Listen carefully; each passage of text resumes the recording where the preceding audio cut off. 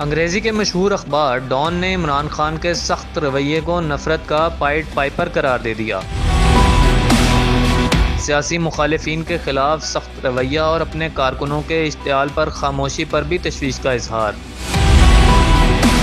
अखबार लिखता है, इमरान खान की मुखालिफिन के खिलाफ शोला बयानियाँ माशरे में अदम बर्दाश्त को फ़रोग देने लगीं। इक़्तिदार से शुरू होने वाली जंग अब गली मोहल्लों तक भी पहुँच चुकी। इदारिये में हाल ही में मुस्लिम लीग नून की रहनुमा मरियम औरंगज़ेब के साथ लंदन में पेश आने वाले दिलखराश वाक़या की मिसाल भी दी गई है। सूरत हाल ये है कि पीटीआई क़यादत कारकुनों को इश्तियाल अंगेज़ी से रोक रही है, ना ही कोई मजम्मत करती है। इमरान खान की चुप ने कारकुनों को मुकम्मल छूट दे रखी है। इमरान खान को यह सब रोकना होगा। ऐसा न हो कि कल को इन्हें मुआशरे में अदम बर्दाश्त, बदतहज़ीबी और इश्तियाल अंगेज़ी फैलाने का भी जिम्मेदार ठहरा दिया जाए।